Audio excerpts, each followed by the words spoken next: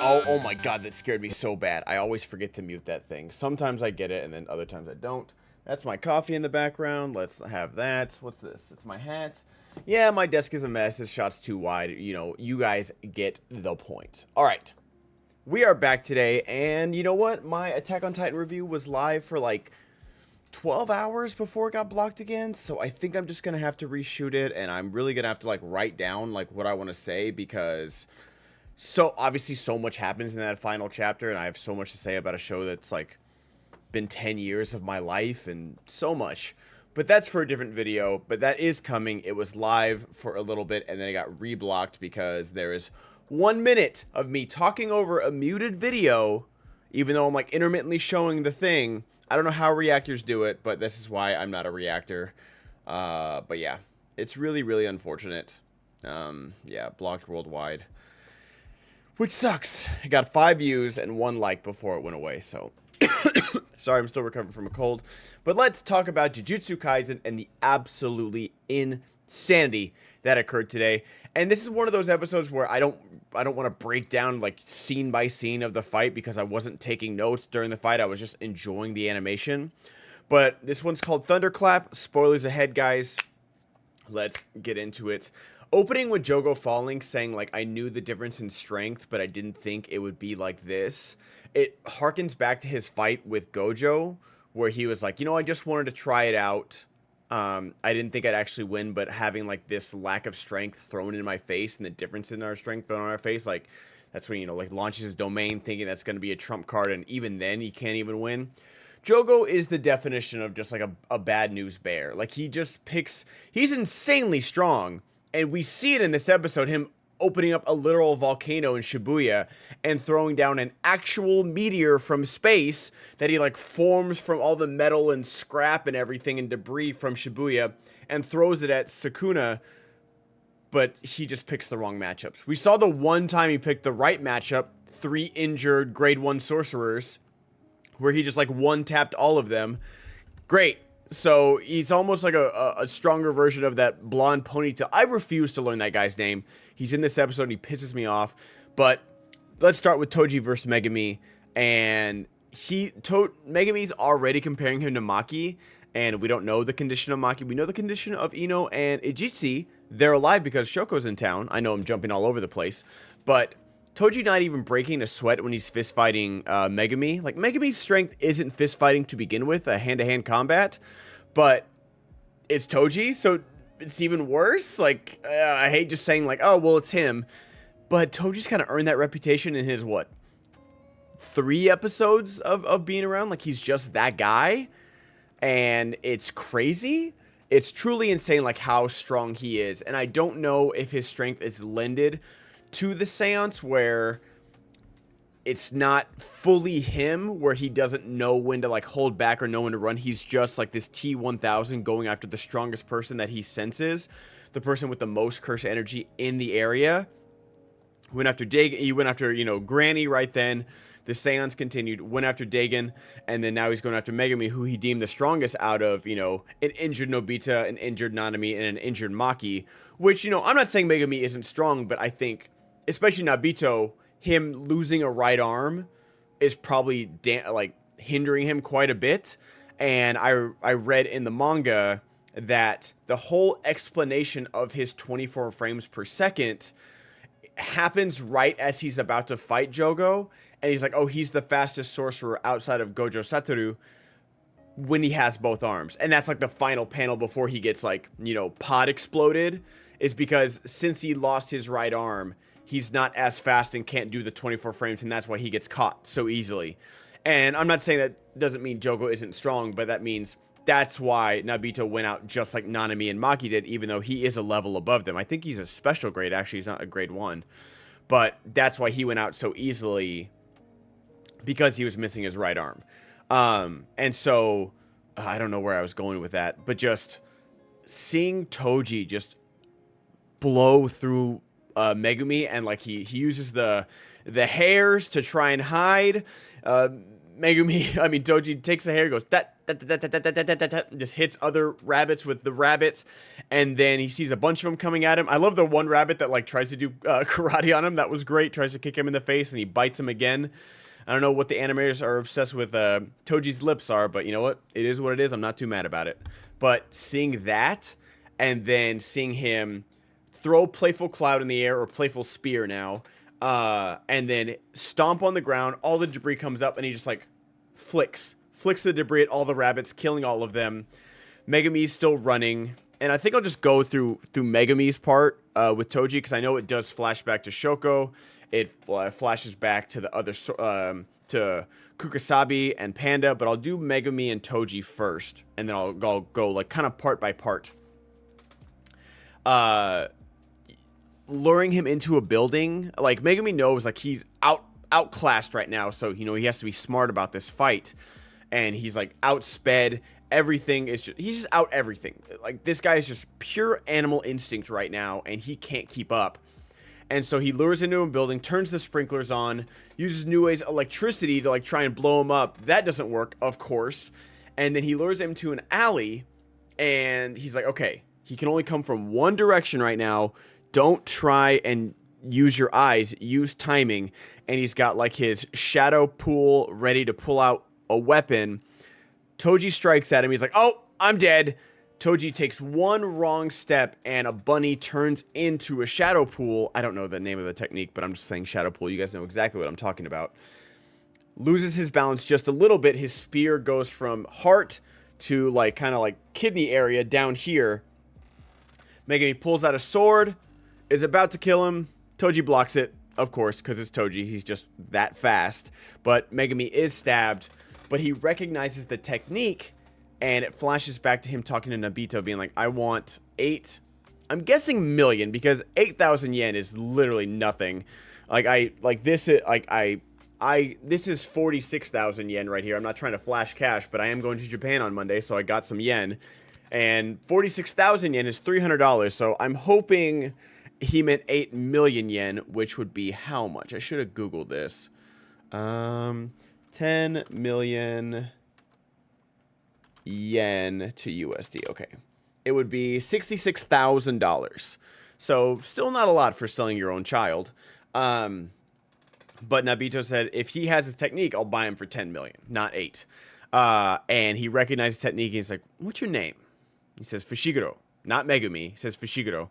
He's like, oh, not Zenin. Good choice. Takes Playful Cloud, stabs himself in the head with it. Doesn't explain that he's his dad. It doesn't explain anything. Just dies, and then when Megumi rolls him over, he's turned back into the other curse user, not Toji. So yeah, just absolutely insanity. I know I like went through that pretty quickly, but again, I'm not gonna go beat by beat. It's just something you have to watch.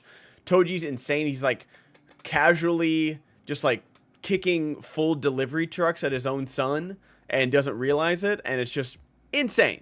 Just insane. Toji is insane, and I'd love to see like a background story, or like a, you know, a flashback story with Toji, or just him, I don't know, like killing, I guess, curses, or maybe evil curse users or something like that. He probably just killed anybody, because he doesn't seem to have much of a moral code. He's just a he's just a bum that's just like trying to get his next paycheck, and will kill a 14-year-old or 13-year-old, honestly, for 30 million yen. So yeah, he's not a great guy, but he's super entertaining to watch in an anime. And poor Megumi is hurting, and he's like, Shoko's in town, so, because she saved Ino, she saved Ijitsu, I gotta make it to Shoko, and you kind of gamble on that, knowing that she's in Shibuya, that she can heal him, but stupid blonde hair curse user that I refuse to learn their name. I don't care, I'm not gonna learn it, don't tell me in the comments, I really don't care. This little worm a-hole shows up, and stabs him in the back. And then I'll save the last shot for the end. But yeah, and he's like, oh, this is what I'm good for. You're right. I don't know how he's still alive after Nanami decked him 3 times with the way he did, but unfortunately he is. And yeah, not a fan of this guy at all. Hope he dies. Yep, I know it's mean to say, but you know, it is what it is. So next we've got Kukasabe and Panda, who we haven't really seen much of. And Kukasabe's basically telling Panda, like, hey, Search every single floor for survivors. There could be little girls around here. There could be school children around here. And if we didn't rescue them, we could be snuffing out a bright future. He's just stalling so he doesn't have to go to level B5 where he knows all the special grade curses are. Or where he thinks they are. Like, all the transfigured humans are gone. Jogo is about to fight Sukuna. Geto is down there, or, you know, fake Geto, Crane Geto as we're calling him, is down there with Mei and Wiwi. But Hanami's gone. Mahito, oh yeah, I guess, you know, Mahito's still there, but Dagon's gone. Chozo is having a midlife crisis right now. So I guess it is safer than it used to be, but it's still not safe. And having Kukasabe do this, is it Kukasabe or Kusakabe? Maybe I read it wrong. I apologize if I'm mispronouncing it. Having his attitude towards us was like, I just don't want to die. Like, I'm not going to go save Gojo. I'm not going to die. And then leading into the other evil sorcerers that we saw in Jujutsu Kaisen 0, which includes Mimiko and Nanako, and then Lauru, who is the shirtless, heart-shaped nipple guy, who we don't see fight. We only see him, like, in the precursor meeting, and then he's, like, you know, he gets landed with, like, the bird when they go to Jujutsu High, and, like, he proclaims the Night of 1,000 Curses, but we don't ever see him fight. And I don't know, I know that the girl with, like, the fur coat was the one that he met with before. So I'm sorry, I'm really, they don't think they give the names, or maybe they do, but I missed them. But they want to fight Kusakabe or Kukasabe and Panda. But going back to how Kukasabe is like, I just don't want to die, so I'm not going to. I'm going to stall, and I'm going to stay out here. It shows, like, how solo Jujutsu sorcerers are in all facts of life. And Gojo says it. He's like, you know, he says it to Megami when Megami does a sacrifice bunt in the game, where he's like, I understand what you're going for, because when you're high schoolers, you are working as a team, but know that all Jujutsu sorcerers die alone. They die alone, and most of them die horrible curse-related deaths. So just know, be a little selfish. You know, fight selfishly. And that's what, you know, inspires him to do his first domain expansion. Was it like Shadow Chimera Garden or something like that?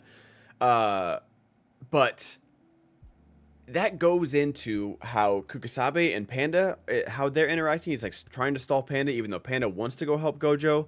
And then how the other sorcerers are talking about life post Geto, where some of them are like, we should help the curses, or at least like stay out of their way and let them use Geto's body, because they're gonna, you know, bring death to all the monkey humans, and those are their words, not mine. All the civilians, basically all the non-sorcerers, because they have no cursed energy, and because sorcerers don't produce cursed energy, then curses will die out. So maybe they'll live in the long run. Meanwhile, Mimiko and Nanako are like, no, that's Geto's body. His dream died with him. We're gonna go get his body back. They're about to fight. Lauru, like, who I really want to see fight, because it seems like he's the strongest one. Granted, the shirtless guy usually is in animes. He's like, we're family. No matter what, we'll share a meal together. I'm going to take the route of Miguel and maybe just be like a neutral party right now, because Miguel is off training Yuta somewhere overseas. So I'm just going to go do that. And maybe we'll see him fight. Maybe we'll see Miguel again. I really don't know. There's stuff that I know about the manga in future chapters. There's a lot of stuff I really don't. And I'm okay with that. So I'm wondering where where Lauru is going to fit in, because Mimiko and Nanako are gone. I don't know what happens to these other two sorcerers. But that's kind of their whole story. And they corner Kukasabe and Panda with like two other sorcerers, and they're about to fight. And then boom! The real fight begins. Even before the explosion, you feel like just the air pressure change. And it's Sukuna. And just his mere presence in an entire city is known. Megami feels it earlier. Now they're feeling it like more close up. And he goes back to like Joker, like, if you can land a hit on me, I will do your bidding. And I'll, you know, fulfill whatever dream you curses want to do. And I'll kill everyone in Shibuya. And we have not seen Jogo fight like this. Like, we've seen him use his little sound wave bugs, his volcano pods, his domain expansion. We have not seen him pull out all the stops like this. Now, granted, he still would have gotten pieced up by Gojo, and it turns out he got pieced up by Sukuna right now anyways. And I think this version of Sukuna isn't as strong as Gojo still. But yeah, it's insane, this level of animation and what we get. Now, granted, I'm still a fan of Season 1 animation. Some of this looks like a little too bendy and wiry, but what we're focusing on is so gorgeous, and just him, like, Jogo doing this and then having his arm sliced, getting just pushed through a building. And I like that you actually see the damage, because, you know, thinking of like Man of Steel or something like that, or any real big like superhero punch fight, they are enjoyable, but a lot of times you don't see any damage. Like, why did you throw them through a building? That doesn't really hurt them. Like, they can fly through the building and they'll be fine, so why is like throwing them through a building hurt? But you see Jogo get hurt, like his jaw gets like detached, and you know, Sukuna picks him up, I was like, "Gambare, gambare," you know, his famous line. But everything about this fight is just insane, and I literally wrote down, I'm staring, I'm doing my keyboard, I'm like, I'm not taking notes. Even the second time I watched this, I'm just watching it, and good God, was it so good.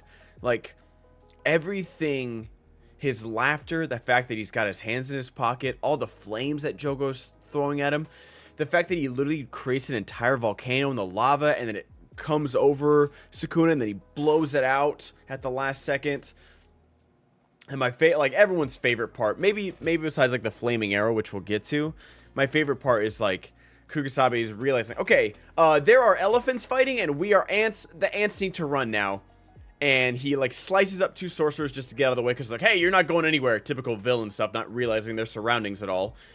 And it's like those Bond villains where the base is about to explode and they're still fighting Bond. It's like, get out!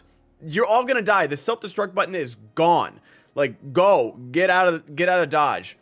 And that's what those first two sorcerers are.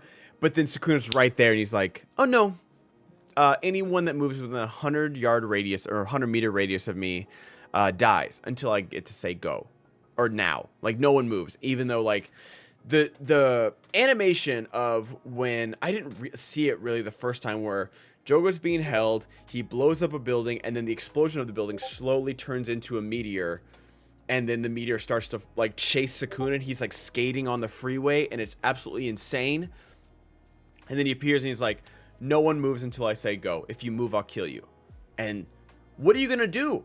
I guess I would take my chance of trying to outrun a giant meteor, rather than knowing the most powerful curse in the world is standing right next to me and would immediately kill me. Like, that's for sure death. I can maybe jump behind something and try and survive. Sorry, I'm getting Discord messages right now. I can maybe jump behind something and try and survive the meteor. There's like a 95% chance I die from the meteor. There's a 110% chance I die from Sukuna. So, yeah. I'll take my chances with the meteor, which is what they do. And he could have just killed them.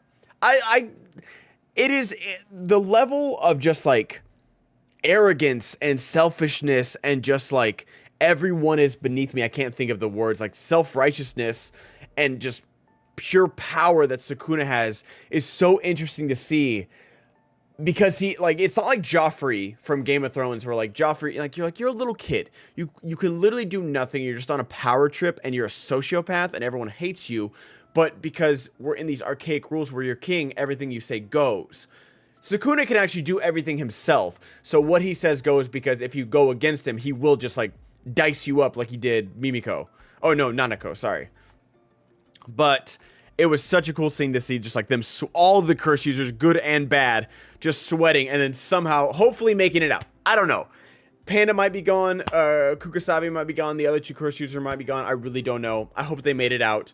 But good God, that was so fun to watch, where it's just like, no, you don't get to move until I say now. Jogo saying, I must have hit him with that. That must have done damage. Spoiler alert, it doesn't. And he's like, okay, we're going to fight on your terms. And I like what he says. Like, why don't we use your domain? Is it because you thought you were going to lose? That's loser mentality. Like, you're going full alpha male on Jogo. You're like, oh, you got to get your grind set on, man. If you're not talking about making, like, why don't you buy 20 rental properties? It's that easy, and then you got your passive income. Like, just buy 20 houses, guys. It's just that easy. That's basically Sukuna in this scene. He's like, I'm going to use flames. And I don't know Sukuna's curse technique. I don't know how he's able to copy Jogo's flames, because even Jogo's like, I thought it was, like, cutting and dashing and, like, you know, slicing people up. He's like, don't worry, I'm not going to reveal my technique because that would make it more powerful and that would be cheating. But that flame arrow shot that I've been seeing for almost like a few years now, just like him creating the flame arrow and then Jogo creating his like flame ball, like his Hadouken, it's just so gorgeous. They really just, you can tell like in the non-fighting scenes, like Kukasabi's like, I'm talking right now. Like, they know where to use their budget, and I salute the hell out of them for it. It's so good. And then we go into a dream sequence where you know it's not good for Jogo, but he's talking to Hanami and Dagon. It's like, we'll meet, and it will be different, but we will be reincarnated as, like, different curses. Mahito, who is the mirror image of humans and their fear of death, will become stronger, and we'll leave our plan to him. But we are the true humans. And it's like, these are bad. These are villains. These are straight up villains, but somehow Jujutsu Kaisen maybe be like, oh, that's a little sad. And then somehow Sukuna pops up in his death dream and he's like, I know what you guys are trying to do, but it doesn't make sense to me and it's kind of sad. You have this power. You could have just been killing everybody all at once. Like, you could have done this to Shibuya at any time. You could have thrown a meteor at Shibuya. You could have turned into a volcano and killed hundreds of thousands of people and then made Gojo show up and then done something about it then, but you went around like this different plan of, you know, reincarnating me and trapping him. Like, I wouldn't have done this, but you are strong. Just know that. Hold your head up high. And it makes Gojo cry. Or Jogo cry. Sorry, I said Gojo. It makes Jogo cry. He's like, what is this? He's like, and even Sukuna, he's like, I gave you one compliment. I don't know what that is, dude. You're dead. And he is. He's on fire. And the irony that Sukuna is so powerful that he can kill a flame volcano-based curse with fire just shows how powerful he is right now. And then we flash back. The bob cut lady shows up and is like, hey, I've been waiting for you. And he recognizes her, and I can't think of her, the name that they give that person. But flashes back to dumb ponytail sorcerer, and he's being stalked by something with big old white legs, looking like Azog from the Hobbit trilogy. And he's like, wake up, Megami! And Megami is passed out, there's blood everywhere. So Megami summoned something, I don't know what it is. Or maybe he didn't summon, I think he summoned something. It's gotta be one of his, like, most powerful Shikigami that we just haven't seen yet. Maybe the one that he was, like, about to unleash on Sukuna when he was fighting him. But, yeah, just... I know I, like, kind of 1.5 speeded all of that, but we're still at 23 minutes somehow. We're still at 23 minutes. I don't know how that was 23 minutes. I'll never understand the passage of time. I feel like these animes are on anime time, like that Hunter x Hunter scene where they're at the palace steps for, like, 5 episodes. That's what this is. And thank you guys so much for watching. What an episode. Oh my god, this is insane. The fact that we had Attack on Titan last week, and then 4 days later we get this, and we're still getting this for the next month. Or I think there's 7 episodes, so like 2 months. So I don't know if I'll have a review out for you guys. I know all 50 of you are very disappointed, but thank you to all 50 of you that watch these videos. I really appreciate it. I will be in Japan. I will be in Japan next week, so I'll watch it, and maybe I'll film something on my cell phone that'll even be jankier than this. But thank you guys so much for watching. Have a great week. Enjoy yourselves. Good night.